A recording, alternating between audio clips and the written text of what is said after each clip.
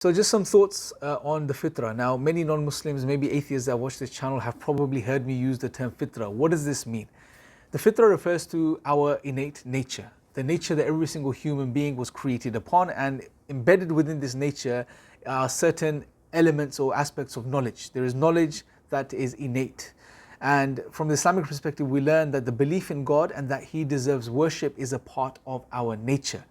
Now, this may come as a surprise to many atheists, right? Because we live in a world which doesn't promote the idea of innate knowledge, or it doesn't understand this idea as it was understood once in history.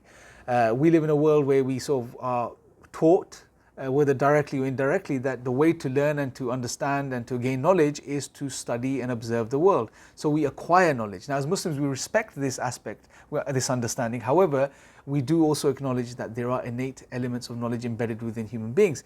Now, like I said already, at one time in history, the predominant view was that as human beings, we are born with certain types of knowledge. Now, there were differing views regarding this, but many did claim that the belief in God was, or that knowledge, that aspect of knowledge was embedded within us already. It was only in the 17th, mainly 18th and 19th centuries that there was a shift in this thinking. John Locke, for example, in his writings on education, he introduced this concept of Tabula Rasa, that we're blank slates. Children are born as blank slates, and then we acquire knowledge from studying the world and engaging with the world.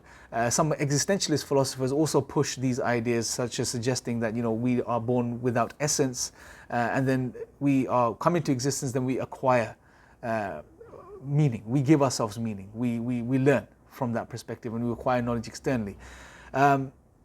This idea of innate knowledge was prevalent throughout history. It's only in recent times that there's been a shift, so it's nothing unique to Islam. Also, there are some supporting evidence as well, which sort of highlights what I'm saying here, such as Oliver Petrovich and Justin O'Barrett. In their studies and in their writings, they've highlighted that children naturally acquire the belief in God. We are hardwired to believe. Now, whatever their conclusions or understanding of this data is, or however they choose to understand this data is besides the point. The point is that the evidence is suggesting that we are hardwired. And I wanted to put this out there because I'm going to be sharing, and throughout the course of this, me making these videos, I will be sharing some beautiful arguments for God's existence. I'm going to be referring to Hamza's book, The Divine Reality, where he shares some profound arguments for God's existence.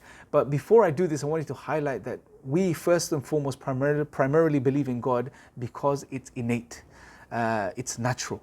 And then obviously we have arguments, we have rational reasons, etc., etc., etc. So I wanted to highlight that whenever I do share rational arguments, my objective is not to give you an argument because that's somehow going to lead to you believing in God and it's going to give you new knowledge. No, the objective of me sharing arguments with you is to try, and I hope that it will trigger the truth which already lies within you.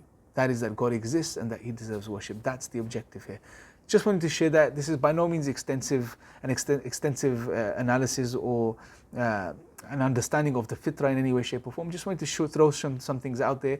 I'd like to know your thoughts below as well. Please let me know in the comment section. Make sure to subscribe, click the notification bell. Until next time, take care.